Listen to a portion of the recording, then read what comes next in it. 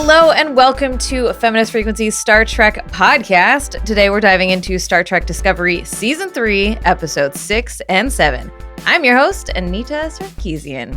Before we get started, just really quick, today, the day that this podcast comes out, which may not be the day you're listening to it. How dare you not listen to it when it comes out, whatever.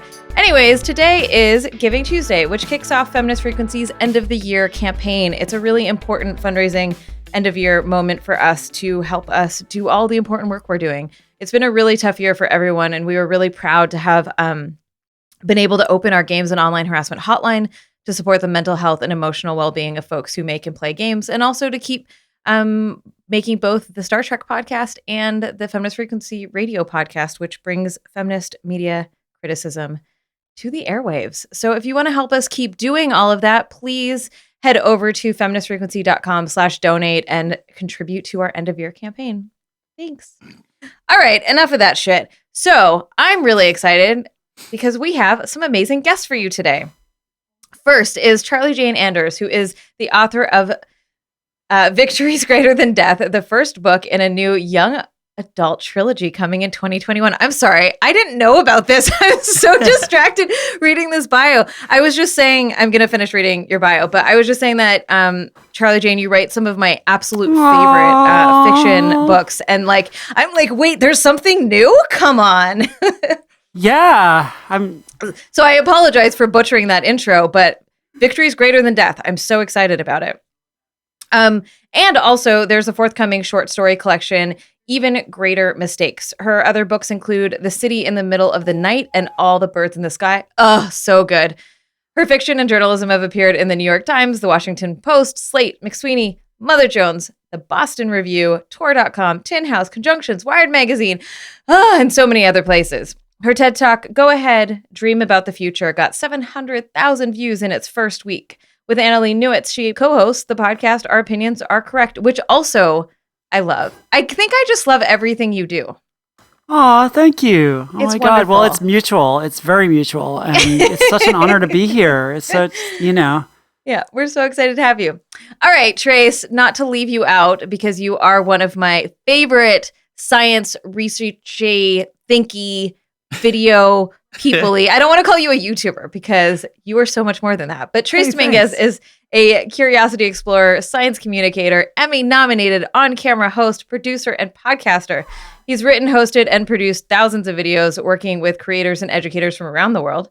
Trace explores the world of backyard astronomy with Stargazers, a weekly nationwide PBS television show, and produces his own YouTube series to educate and inspire called Uno Dos of Trace. Every day, Trace strives to learn something new and encourages others to join him. How delightful. Thanks. What is it like? What is it like to make cool videos about cool things where people are just excited to talk about cool things and not have everyone hate you all the time? What's that like, Trace? Well, people still give you hate sometimes, but sure. usually in the ways of oh, you got that physics thing wrong. It's actually this other type of physics thing, and it's oh, well, I'm not a physics person necessarily. Sure. So, but which is what makes your work really great too. Is that you are so you're learning with us, right? Yeah. That you're yeah. I mean, that's my goal is I think it's really fun. And just, fun astronomy thing happening right now.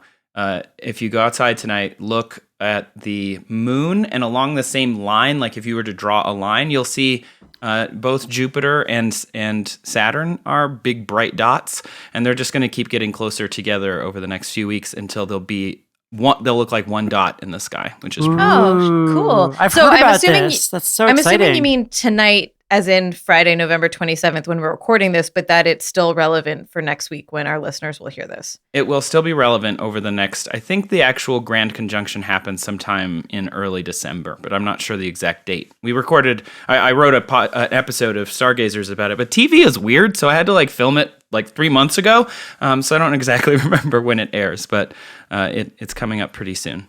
Neat. Well, I love that. All right, well, speaking of space and planets, Star Trek. Sorry. Anyway. Yeah. No, it's great. So, as you know how we do, we're a little makeshift over here at Star Trek Feminist Frequency Land. So I'm going to have our guests read us our CBS ripped off descriptions of the episodes we're talking about today. So, Charlie Jane, will you tell us what the little description of episode 6? Episode 6, Scavengers. After receiving a message from Book, Burnham and Giorgio embark on a rogue mission to find him, leaving Saru to pick up the pieces with Admiral Vance. Meanwhile, Stamets forms an unexpected bond with Adira. Dun, dun, dun. Nice. Good read. Thank you. Yeah, you perfect. know, Like, I I have mean, to step up my read. anytime game. I get Yeah. to say the words rogue mission, I just get really excited. Yeah, absolutely. Okay, Trace, give us episode 7's recap. Episode 7, Unification 3. While grappling with the fallout of her recent actions and what her future might hold, Burnham agrees to represent the Federation in an intense debate about the release of politically sensitive, but highly valuable, burn data. Burn Nice. data. Burn data. Come on. That's a lot. That's a lot. There's It's no like data a- like burn data. Terrible, like, 90s, like, garage band name where you're just like, why would you choose that? Or like a Yeah. cyberpunk novel, like Burn Data. Oh, yeah. by that's William excellent. Gibson. Cyberpunk, yes. It wouldn't be William Totally Gibson. would've It been would be right. like Bruce Sterling. Burn Data by Bruce Sterling. That's funny. Nope, that was definitely a better example. I love it. Okay.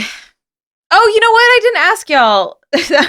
You know, yesterday I ate a lot of pie. Can't be expected to think straight today. It's fine. I made my first pie crust though from scratch, which I was very excited about. Ooh. Yep. That was Yum. fun. Did it turn out?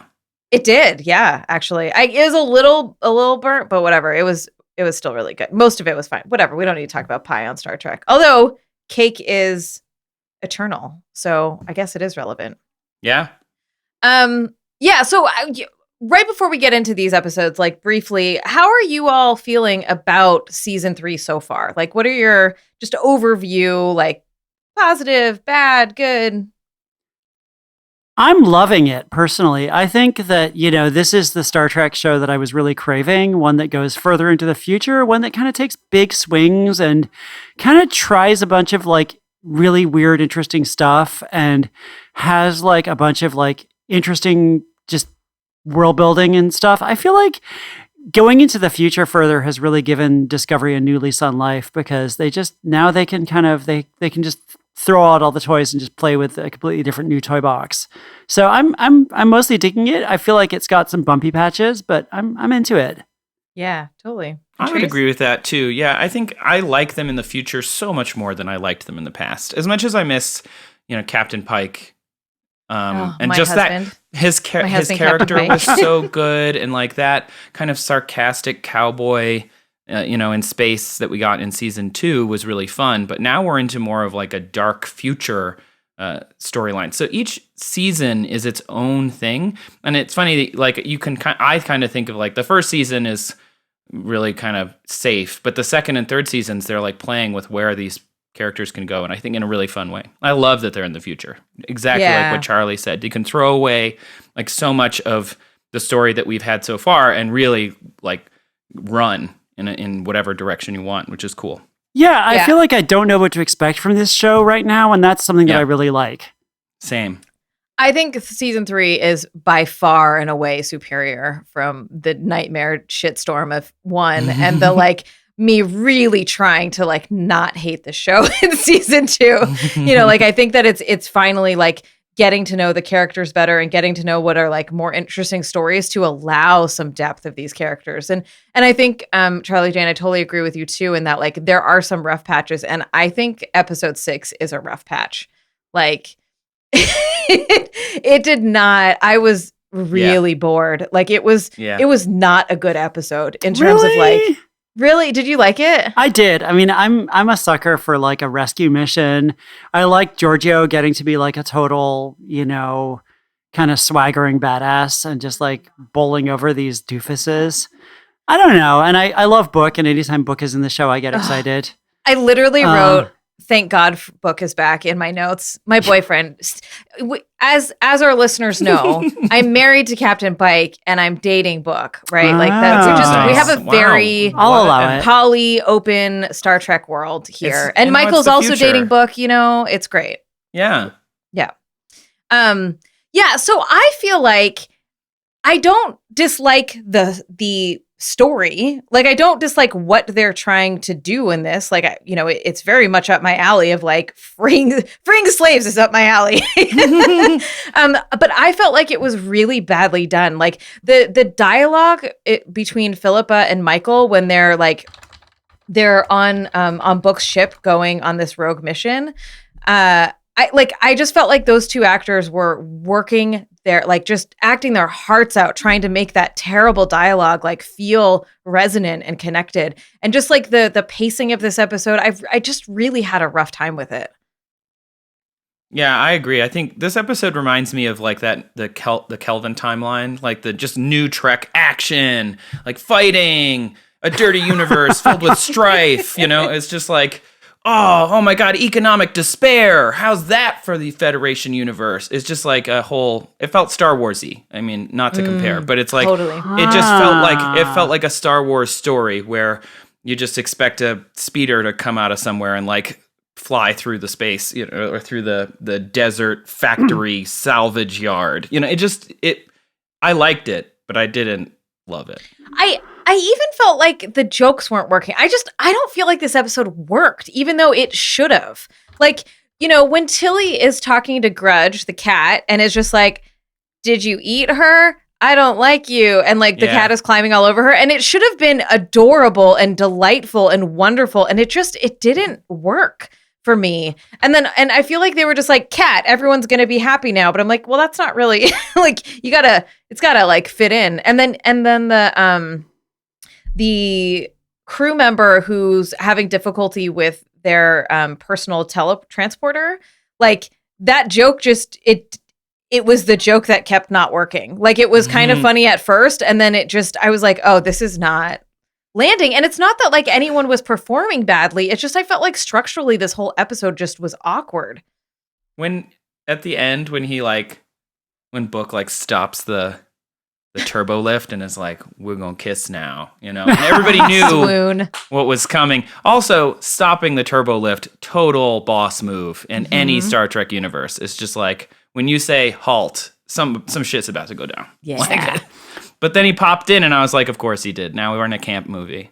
Like, whatever. And this season has been more campy and has been more comedic in a lot of ways, and I've actually been enjoying it. Like I feel like they started to like kind of get it, and this one just didn't work for me. Sorry, Charlie Jane. I was just I'm enjoying the kind of more humorous tone in general, and I'm enjoying that they're kind of letting themselves have a little bit more fun in general. Like everybody just seems a little bit looser, which is good. It does feel like in general this season is having a little bit of trouble hitting some of the emotional beats, and partly just because they are trying to kind of rush through so much story in every episode that they don't quite have the time to like kind of build the personal stuff that the kind of superstructure that they need to make each of those emotional beats work. And particularly, I think with Michael and Tilly and a couple of the other characters, their relationships haven't been on screen enough for us to really get what we're supposed to get when they have these scenes where they process their relationships. It's like, well, we didn't actually really see any of this. We're just being told about it. And it feels a little bit like that. One thing I liked about Scavengers as an episode is that we got to see more of the Emerald Chain, which is the kind of crime syndicate that the Andorians and the Orions are running. And I just think, Andorians and Orions have been these, species on Star Trek that we never really see that much of. I guess we saw a fair bit of them in Star Trek Enterprise, but they're always just kind of bottom feeders, and they're just kind of like low life, blue and green aliens who don't ever really amount to much in any of the other Star Trek series. So this idea that like with the Federation kind of weakened, they've become like a power, and they've become like, it's like, oh, you can't go into Emerald Chain territory. Which actually, now that I say that out loud, I'm like, Emerald Chain territory sounds like a really like kind of whack gay bar in like the kind of, don't go into Emerald Chain territory. The drinks are terrible.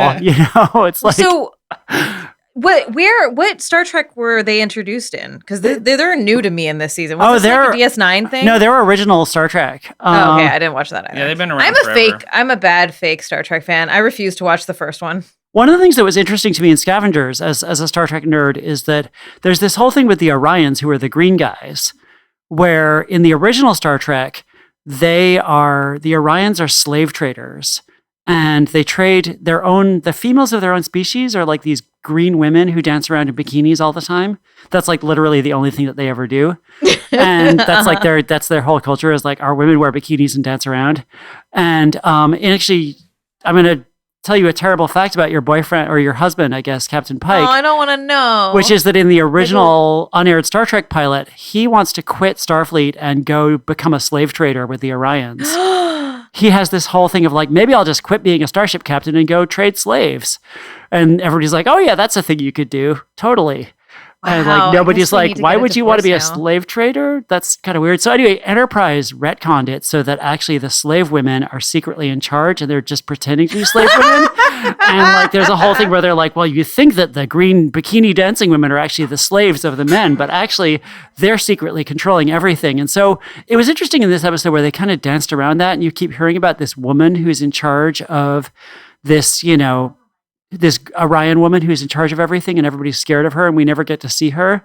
But I kept thinking about that Enterprise thing where they were like, well, actually the women pretend to be slaves. But anyway, so I'm really curious to see that play out. Fascinating. I thought that they were totally created for this season of this show, and they aren't. And that I love people who know more than me. You were talking about how they're not really doing much justice to like, they haven't built up some of the relationship beats so that we're just supposed to believe that these feelings exist and what have you. I'm feeling a little bit like they've told us that Giorgio is like really into Michael and that, Giorgio's stuck around because of Michael, but I don't really I don't know if it's because I just don't remember the previous seasons. Like every time there's the like previously on, I'm like, well, I don't remember that happening. I don't know. We met her mother or whatever. But I'm having a tough time with like Giorgio and Michael really like being super, super bonded. And it might, and so I don't know. I'm struggling with it, even though I love the idea of it. And I like that their relationship. And, I think that the most interesting thing happening here is that Giorgio's like something is happening to her as like very similarly to, what's her name? The pilot. And like refusing to get help, refusing to acknowledge what the problem is. And like, I find that frustrating, but I won't find it as frustrating if like eventually she does come to get help and support, right? Like if she grows a little bit in that regard. Mm-hmm. But the other thing I was going to say is that this episode was like, hello, new technology episode. And I think, like, what do you all think about the things we saw and the like going into the future and the reimagining of technology? Because I think that's something that was so interesting about Star Trek originally is this imagining of future technology. And in Discovery, like we're not getting anything new, right? It is a show that is like, doesn't even have the technology of like future Star Treks. And so now we're like flown 900 years into the future and we get to like, these writers and creators get to come up with like whatever the fuck they want. And I think that's really fun. I love it. I am a gadget person. I love like new technology stuff. And so we haven't really seen a lot of new stuff since, Voyager went to the 29th century. And like, so we saw some time travel ships and whatever, but it's so cool to be like, oh no, we're even further than that now. We have personal transporters, which are cool. We've got like the replicator is not as like in a wall somewhere. It's just like a tabletop, it's just the weird kind of hand tech is weird. Like, why do we need that? Why do we need it? If we're so fancy that we can reprogram matter, then why aren't we just using neural interfaces at this point? It's just like to show off our special effects budget. Like, I don't understand. It'd be pretty boring if you didn't see anything. Right. Yeah. But like, I think it's more for visual interest than anything. But it's like, I think it feels Star Trek when they're on the bridge, but they have these like little details that are really fun. Yeah, I'm really enjoying all the new technology. I think it's, it's interesting that the spore drive is still like something is that even like 900 years later, nobody else has come up with the spore drive. It's like this incredible technology that solves pretty much every problem that everybody's having in the future. And like nobody in the last 900 years has come up with this idea. Like Stamets is just like this one like singular genius who came up with this thing that, it's Yeah. And also that data, it's not like it's hidden. Is it like locked away trapped data that's not available to the rest of the Federation or even Starfleet? About the spore drive, I think there's a hand-wavy thing at the end of season 2 where they're like, we will erase all knowledge of the Starship Discovery from, history because of like the sphere data that they're trying to protect.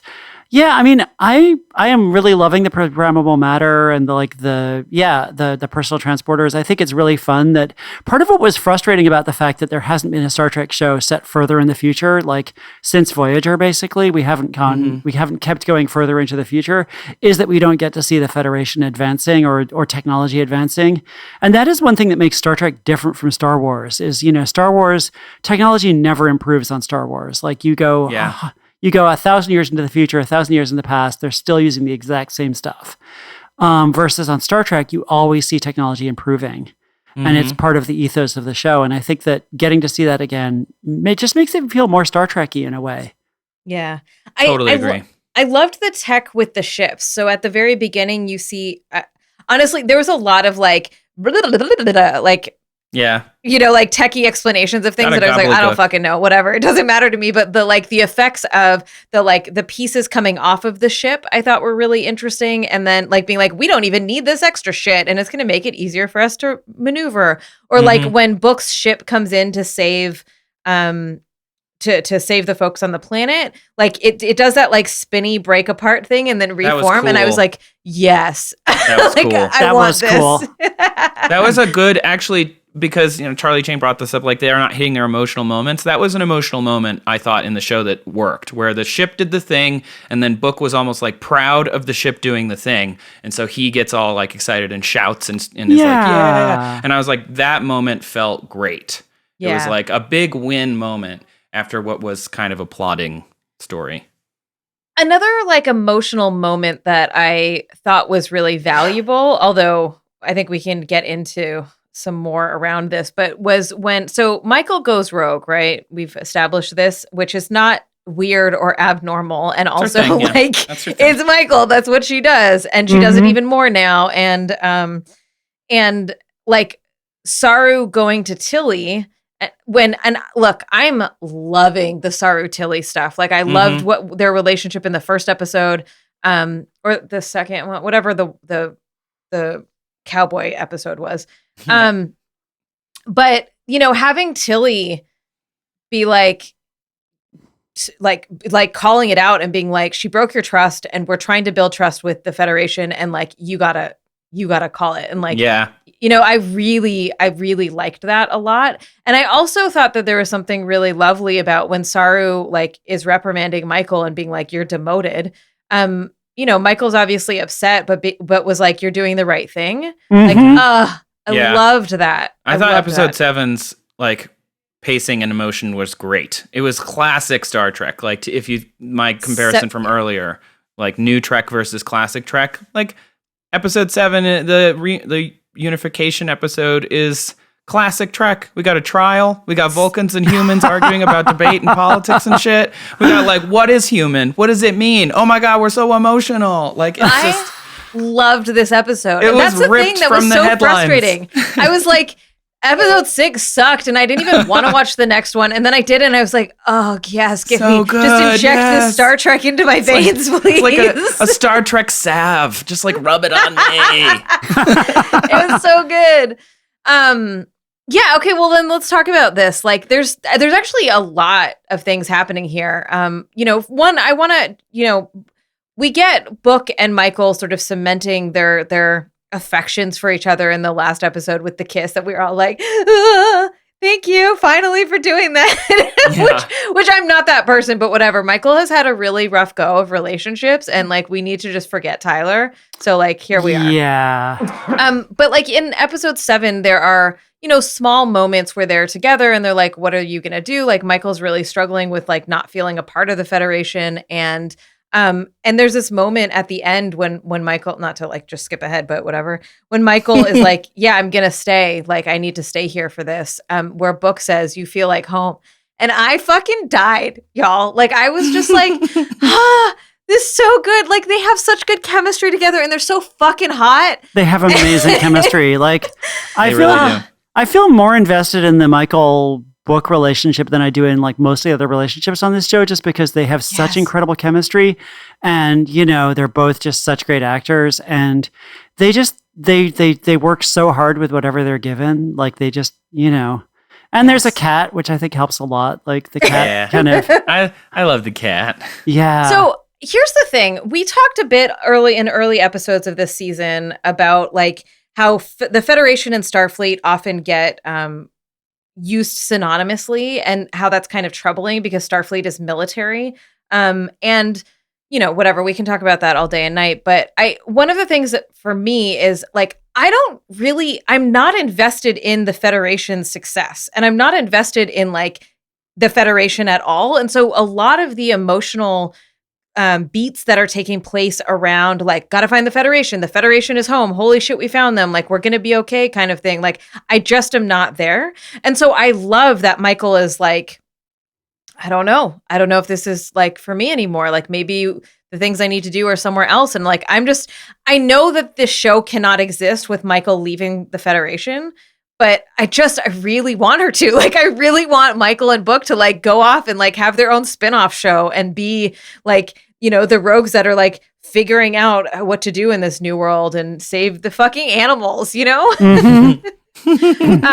So I think that this episode unfortunately kind of rushed some of this for me. Like I get that Michael is going to stay with the Federation, and I feel like, that was bound to happen. And I think it seems reasonable, right? If you're trying to give up something that you've spent your whole life on, like it probably needs to take a couple of tries before you would like get out of it. So I don't disbelieve the narrative that she decided to stay and work with the Federation to figure out the burn and all of that. But like, I can't say I'm not like, I want more. Like, I want more time to pass with Michael really grappling with her role and who she's become and growing and changing and having a year, in the future alone with Book, Does that make sense?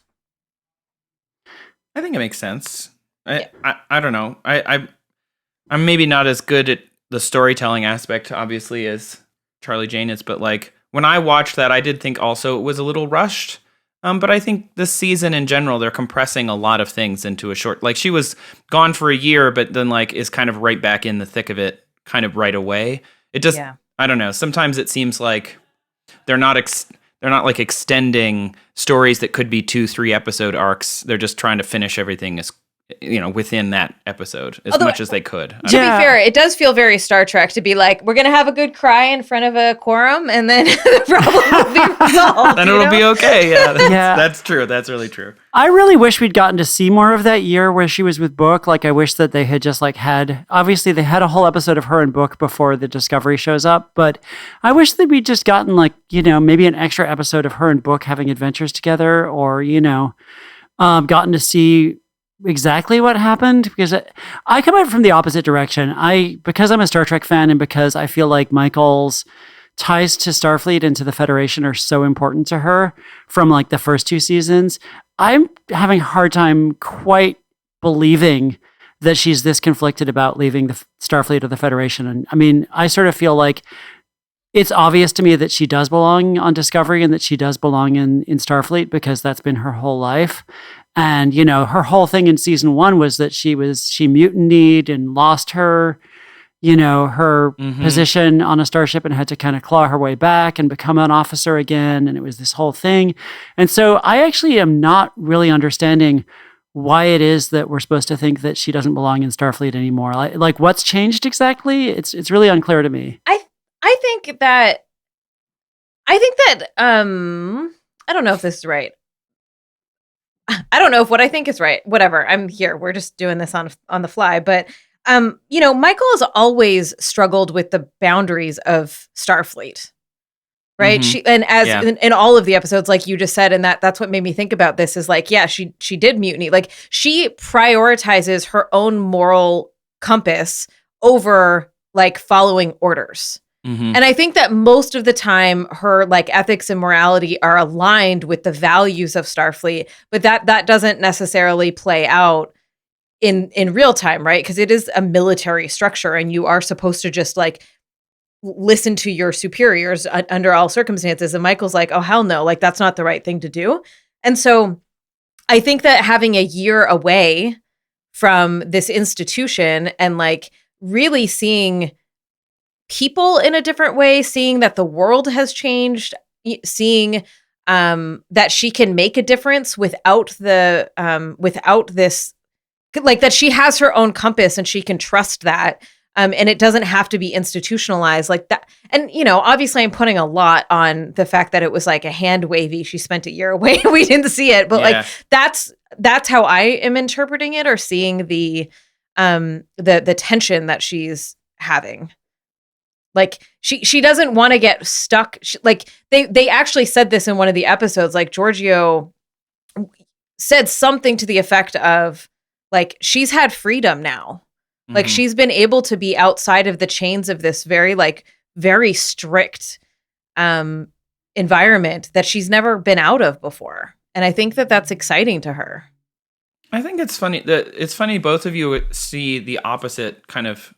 I think that's really cool because what I picked up was sort of, I haven't watched the episode multiple times, but I feel like maybe if I rewatched a few of this season again, you know, watch the season through again, I think they're walking that knife edge of trying to appeal to people that want to see both things without, you know, like you get this like free Michael for part of like occasionally, which is why she mutinies more or like leaves more, you know, disobeys orders and goes AWOL or whatever you want to call it.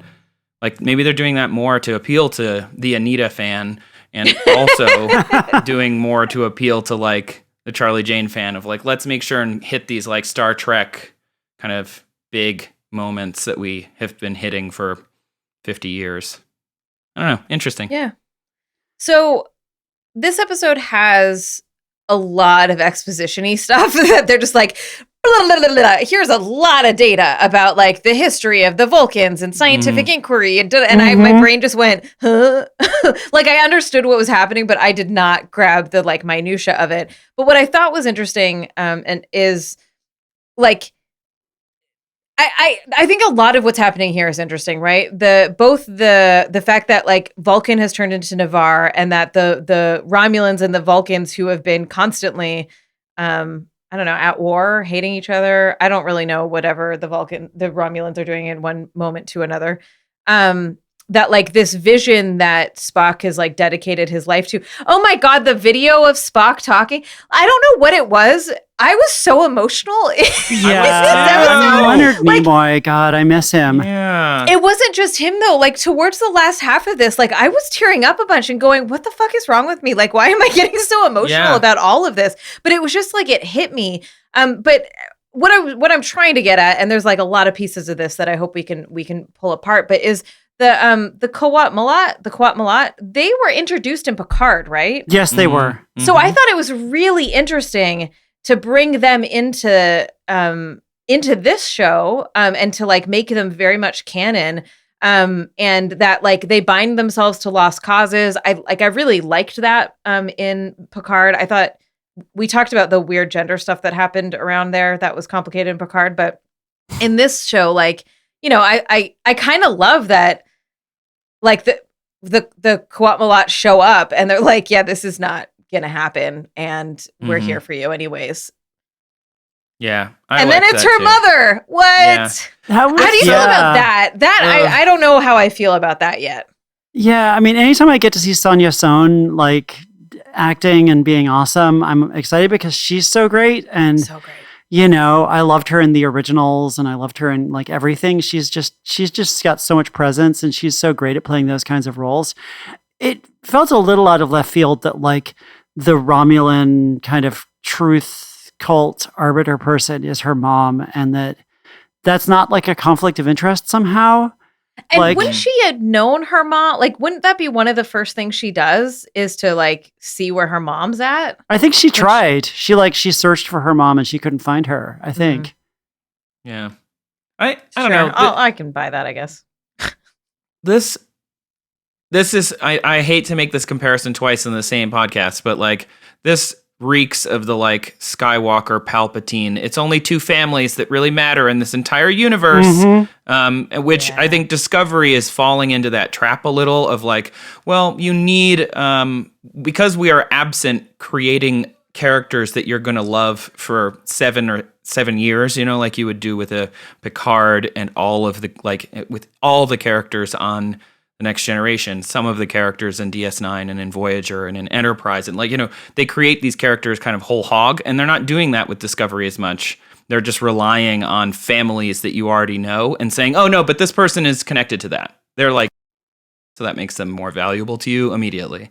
And so I thought that was kind of a shortcut to make this interaction between the Qowat Milat representative, whoever they were, if it was just someone, how does that person, how are they valuable? It had to be a connected person to this family to break of her down. people in order to be like, oh, well, this is now an emotional story as opposed to just a logical trial debate, which we haven't really seen in a modern Trek episode in a while. Like that was very 90s TNG policy debate.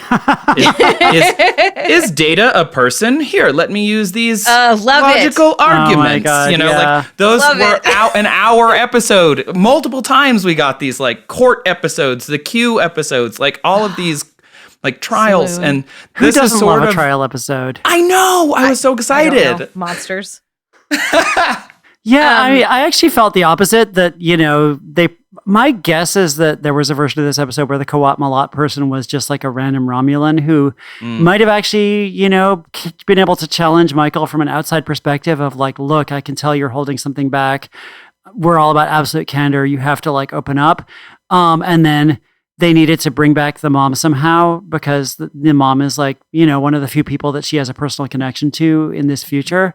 And so I think it felt like they kind of smushed two characters together and made it the mom. And it kind of muddled things up for me a little bit, actually, because I felt like it was kind of weird that it's the mom who's challenging her on her, you know, her emotional withholding or whatever. Yeah, her mom who didn't raise her, that she didn't know about. That was and her and her mom didn't even bond in season 2. If I remember. Well, they didn't get a lot of time. They didn't really like, and then all of a sudden they're like trust each other, and like I just none of that made any sense to me. I was very confused. It felt a little bit weird, and I didn't understand, to be honest. I mean, I mostly loved this episode, but I didn't understand why a trial of logic and science becomes a trial of like you have to like expose your deepest inner turmoil and emotional stuff. It felt like a little bit of a left turn. I guess it's that they're now half Vulcan, half Romulan, and so the Vulcan half is we're going to debate the science, but the Romulan half is we're going to debate the emotion. I don't know. Or the trustworthiness, I guess, is rooted in the emotion. What I found really irksome. You know what's funny? I'm like, I love this episode, and the more we break it apart, the more I'm like, what the fuck was that? Yeah, I know, same. It's fine. It did what it needed to do, right? To like get us engaged. But I found it really troubling that Michael didn't spend any time thinking about like maybe the Navarre have very valid reasons for not trusting the Federation. Like she was advocating so hard for a Federation that she does not know, that she's not familiar with, that she's not even like in good standing with. And like when she is Michael is like a scientist, and she really is about discovery. Like I'm not trying to be like making a pun here. And so the fact that she wouldn't have spent her time researching and understanding why the Navarre have issues with the Federation, why they actually left. Like you get a couple of lines between Saru and the president, but like barely enough to understand what's happening. And so that felt really disingenuous and very off character for me. I think we all got the sense that like they left the Federation for good reason. We're not totally sure why, or maybe not, but like that there's some political tension here that makes sense, or that I keep saying makes sense, but that like is justified in some way, you know? Absolutely. Yeah, I thought it was interesting at one point the president, whose name I can't remember, says to Saru, "Are you sure you can trust the Federation now? And he's like, oh yeah. And she's like, well, you might wanna, and like, I feel like they're leading to something. And I think Admiral Vance is going to turn out to not be as nice a guy as we think he is, perhaps. I don't know. I think the same. I think this is set. It's all kind of, I think with that, if you look at it with a more kind of critical eye, you start to see, oh, they're setting up something perhaps for the like culmination of this season that the new Federation needs to go. Like, or a new Federation needs to be formed and like old Federation just needs to die or something like that. Like that was the kind of little hints that I was picking up when I was watching it, is that like maybe I wanted Michael to say at the end of her little speech that like it's not about this Federation, it's about the mission of the Federation and what that is. It's not about the political organization of it. You know, you can get rid of the League of Nations and form the UN because the League had some problems. Like that's, I think, where they're going to probably go. I literally wrote in my notes, I honestly don't care about the Federation. Let it go and build something new. Exactly. Like that's and so they probably will go in that direction, but also like I don't know. And it just felt really weird that Michael didn't say. I don't know. I found like the actual content of it frustrating, even though I was here for like the Michael breakdown. You know, like the how I'm being forced to really confront my feelings, and you know I love that shit. That's funny. Same. I just hate that her confronting her feelings meant that she was choosing the Federation over Book, because that's bullshit. I think Book will join the Federation. No, do not speak that blasphemy. I think he will. Because I don't know. Maybe because otherwise you have to create a separate storyline if you ever want to see him again, where she goes to like have adventures with him. I want to come back really quick to something you mentioned that made me think earlier. Why didn't she look into the Federation, or what if she was in this future for a year and spending all this time with someone not in the Federation?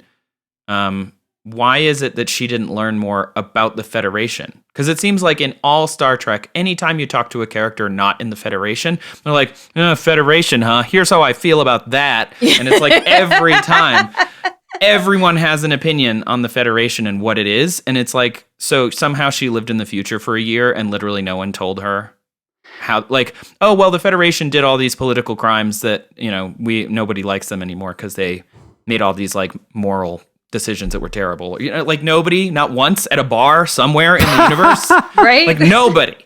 I mean, it's weird they because... They kind of hand-waved it. Yeah. I think we're supposed to think that for that entire year, she only ran into people who were like, the Federation is gone. We don't know what happened to it after the burn. And like, you know, and like then finally once she's with Discovery, they find the Federation in like 2 episodes. But and the Vulcans, the Navarians are like, oh yeah, the Federation, we know all about what happened with them. But right. And it's a little random that in that year, like basically I think what we're supposed to think is that what she and Book spent that year on the other side of the galaxy, someplace far from Earth.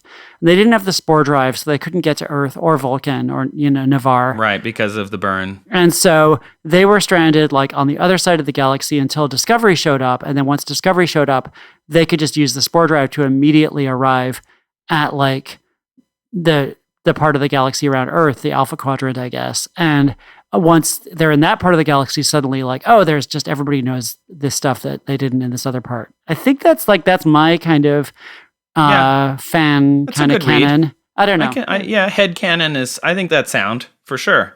So one, I have a lot of skepticism around the like building up of a mystery in Star Trek and like, what is it going to be? Like Picard, like, you know, that was pretty disappointing in how that all resolved. And like, so, you know, what is the burn going to be? Whatever, we're going to probably find out at the end of the like the last episode. Right. There's only 3 more episodes left anyways. Oh, really? Wow. Yeah, there's only 3 more episodes left. But so what I got confused by, and I may have lost it in the jumble exposition, but like they didn't know what caused the burn, but now we're being told that this SB-19 thing, which was the Navarre or the Vulcans, I don't know who they were at the time, we're trying to figure out an alternative to dilithium, and like we're forced then to continue doing this very dangerous work, which is now considered to be the reason that the burn happened.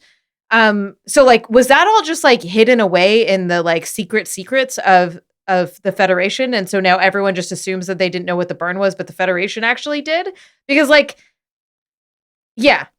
My short question is, we didn't know what the burn was, but now we're finding out that like all these people actually knew what the burn was, but now we don't know what the burn is because Michael, as the one individual, just like Stamets, that can do the one thing that nobody else could possibly do in the world, is going to solve this problem. Like, I'm confused. And why did no one solve this problem over the last whatever amount of time it's been? Because like that's century. not clear to me. Yeah, like literally no one was like, yeah, we should probably figure this out. Yeah. No, we'll just go around and run. We'll just run around the universe, without warp now. Just because, whatever. Doesn't matter.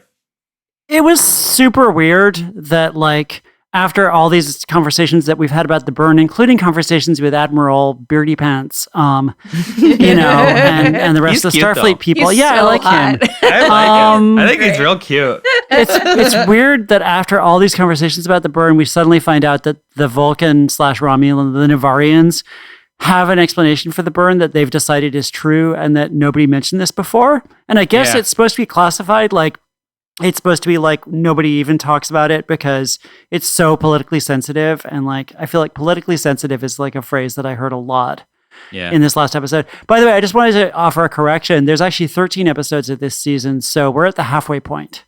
Oh, shut up. I haven't planned for those.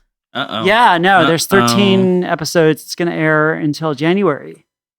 Well, thank you for checking in on that for me. No problem. Okay, interesting. We I think do this. I've talked to Anita about these, even not on the podcast, about episodes like this. But I want to just say definitively, my favorite part of episode 7 was the whole Saru Tilly stuff that we've been talking about, where he offers her the first officer position, and she has. And this is something I've made in my notes of episode 6. Tilly is a person with imposter syndrome every episode. And I am here for her, like, kind of being able to say, being told that she is worthy. Like, I would have loved if she could have figured it out herself. But that's, as somebody with imposter syndrome who does science communication as a non-scientist, it's like so endearing to me when she walked into engineering and everybody was like, say yes. Like, that was amazing. And then when Michael came in and was like, did I miss the cool say yes bit? I was like, that's so nice.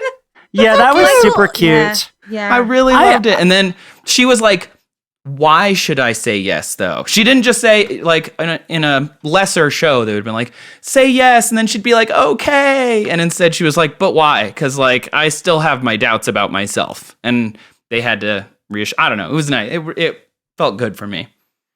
Yeah, I love Tilly, and I love the fact that she and Saru are getting to have this like better relationship this season. I love like every time those two have a scene together, it just feels really like kind of sweet and kind of Star Trek-y because they've got this kind of like, they're both like very invested in being good officers, and like Saru is becoming a mentor to Tilly, and Tilly is able to give Saru kind of like the straight dope or whatever on whatever's going on.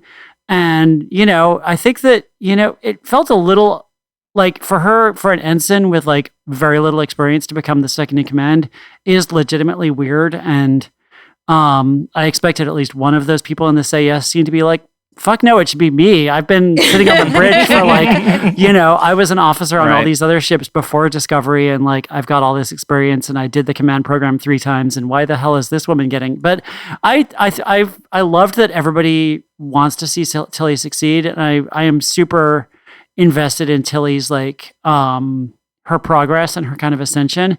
And I really love the Tilly-Michael relationship. I really wish that those two would have more scenes together this season. Yeah. I think it's hilarious that they're still roommates, and I had kind of forgotten that they're still roommates. And it's like, well, even though they've both been first officer of this ship now, and like usually officers get their own fancy quarters and like, get to hang some really weird, inexplicable art on their walls in every other Star Trek.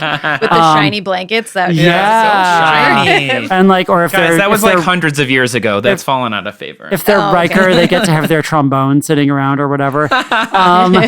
But, I think it's hilarious that like the first officer still has to share quarters with like this other random person. But, I guess they just like being roommates. I don't know. I'm here for Tilly getting to be recognized for how awesome she is, because she always is. Like, she's always just like so freaking smart and so on top of things. And like, she's just got such a good heart, but she's also really level-headed, which I think is a really interesting combination in a character. And she's kind of grown from just being like the awkward, like nerd girl who is just always awkward to being like something more complex and interesting, which I'm very excited about. I wanted to go back really quickly to like sorry. Can I say a Tilly thing and then we can go back to your Sure. part? Okay. I just want to say that Tilly actually says, are you asking because I'm qualified or because I'm compliant? Yeah. Which I thought was really, really lovely. That and was also, great. It's so like aware of herself. Yeah. It's really awesome. Absolutely. And then also at the end when everyone says like, yes, say yes, like we'd follow you anywhere. I think there's something really interesting about the fact that like what you're saying, Charlie Jane, is that like there's all these people who are way more qualified. Why would she be in this role? I love that it's like that they're pushing against the boundaries of tradition here, right? That they're like, this is a new unprecedented time and we're going to choose the most qualified person on a much wider range of choices and like emotional resonance and, engagement and care with like the staff or the crew it might be more important right now than like, yes, you passed the tests or whatever. So yeah. That's it. That's just what I wanted to say about Tilly. No, that's awesome. I just wanted to go back quickly to like Navarre and basically like, as someone who always wanted to see kind of something come out of that whole thing where Spock was trying to reunify the Vulcans and the Romulans, which was, one of the more interesting kind of ideas that TNG kind of dropped in there and then just kind of swept under the rug for like pretty much the rest of Star Trek since then. Like, I don't think it's been mentioned really, even in Picard where there's so much stuff about Romulan politics. It's then nobody ever says, oh, but we're still trying to reunify the Vulcans and the Romulans. And, they made that movie Star Trek Nemesis. I think it was the one where you have like a lot of Romulan politics and like Tom Hardy is Picard's like evil clone who's in charge of the Romulans. And it's like a whole freaking thing. And nobody ever talks about reunification in that either. So for them to come back to that and be like, yes, Spock's dream was finally realized. I got super emotional about that. Like I actually felt like, okay, this is like, A, it's really cool that Spock had this lasting impact, and B, it's just really cool that like finally this thing that basically since the very start of the original Star Trek, this idea that the Vulcans and the Romulans are one people who have been divided, we're finally doing something about that, like after like 1,000 years. I really loved that. Yeah, same. I felt like it validated a lot of things that Spock was doing in these weird, in these one-off kind of times you see Spock in the outside of the, original series, obviously, like late in the movies and in a little bit in 2009 and a little bit in like, the Kelvin timeline even. It just was nice. It was so nice.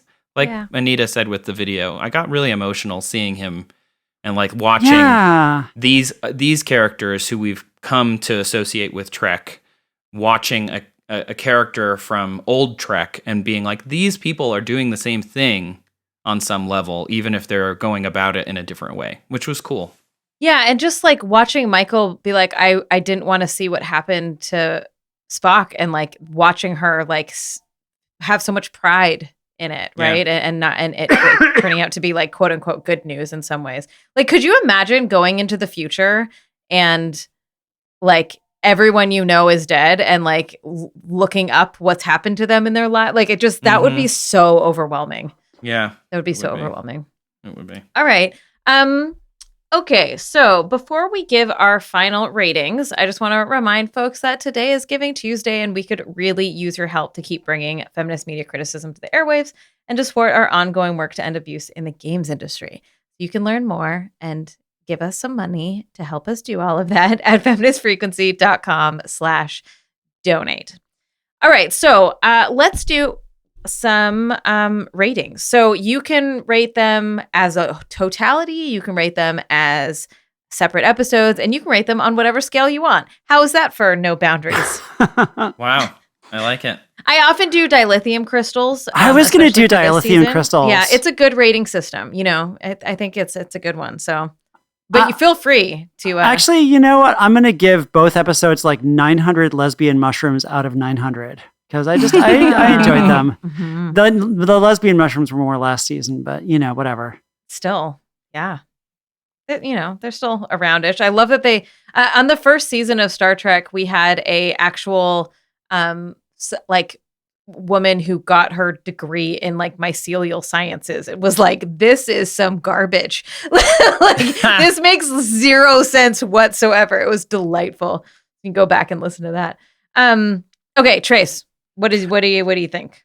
On the scale of all the ships exploding in the burn, that B-roll that they keep using of all the ships exploding, I would say episode 6 had 80% of those ships exploded. And so it was pretty cool to look at, but, kind of a mess. And then episode 7, all the ships exploded for me, I would say. It was really good. So the ships exploding is a good thing. Yeah, like a full burn. Full burn. Full burn. Not this medium is sounding burn. weirdly like, I don't know. It's, anyway. Okay, I'm going to...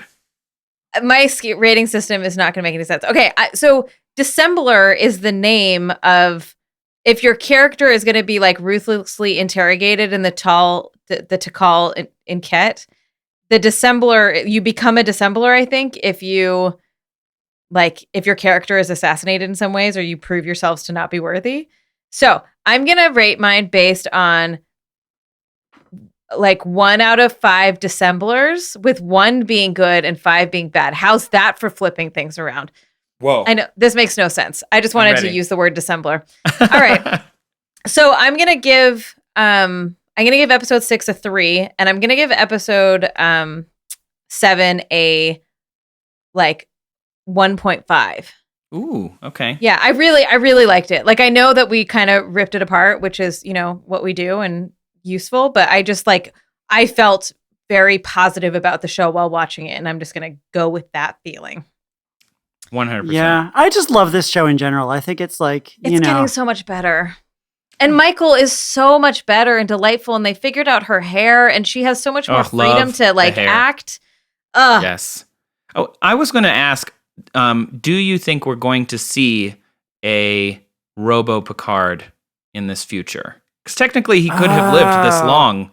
Do you think they're setting up another secret reveal that we will see him? Because, like, if you think about it, let's say this is what I've been thinking about. I wrote all these notes down because I was, like, rewatching these episodes. And I was like, okay, so we dismantle the Federation because the Federation had something to do with the burn, or some element of the Federation did. And then the Federation has this moral, we can morally say, destroy the Federation. We can all agree with you. You guys did bad things. Then Picard shows up and he's like, what's up? Let's build a new thing. I know all about the old thing. Let's build a new thing. It's like he becomes a new Spocky type character. I don't know. This is something that obviously I have no idea. I'm making it up, but it'd be fun to see him. I mean, I just doubt that they could get Patrick Stewart. I think Patrick Stewart is probably at this point, like, I think he'll do Picard because it's his show, but I'd be surprised. Like, I think they'd have to throw a lot of money at Patrick Stewart to get him to do like an extra Star Trek thing. That's just my guess. He's not, the youngest dude anymore. I feel like it's got to be pretty exhausting to do a show like this. Yeah. But maybe they'll just CGI it. Maybe they'll just be like, well, after 900 years, Picard is now just like a sphere. He's just like he lives in a potato. He's just like a floating like ball of energy, and they can just get Patrick Stewart to be the voice of this ball of energy. Yes, Perfect. It is I, Picard. It is I. The Picard. Oh, you know what we also didn't talk about was that the sphere like appeared once when Saru was talking to the computer in his office or whatever, his place that he sleeps. But like it's never been brought up again. So is whatever, who cares? Anyways, there are things to say still. There's still things to say. Yeah, well, apparently I have many more episodes to fill that I have to figure out. So yeah, I mean, basically Discovery is just like the most special ship in the universe because it has the spore drive nobody else has. Its computer is this super advanced secret computer thing that like knows everything. And it's just like, it's even so far in the future that it should be an obsolete, wreck. Yeah, it's it's the thing most that's going to save everybody. Ship that has all this amazing special stuff. Yeah. Awesome. Okay, so if folks want to learn more about you, Charlie Jane, and all the things that you do, where might they go do that? I'm Charlie Jane on Twitter, and I have a newsletter at happydancing.substack.com. Sweet. And Trace, where might people find out about you? I am Trace Dominguez on Twitter, Dominguez. And I'm also that on Insta and my YouTube channel. And you can find me on PBS Stargazers, which airs at night usually. Like on TV. It's like old school. On actual TV. Or you can find it on your local PBS station. Sweet. We will link all of that in the show notes so folks can have access to that easily. And that's it for this week. So thank you so much, both of you, for joining us. It was delightful.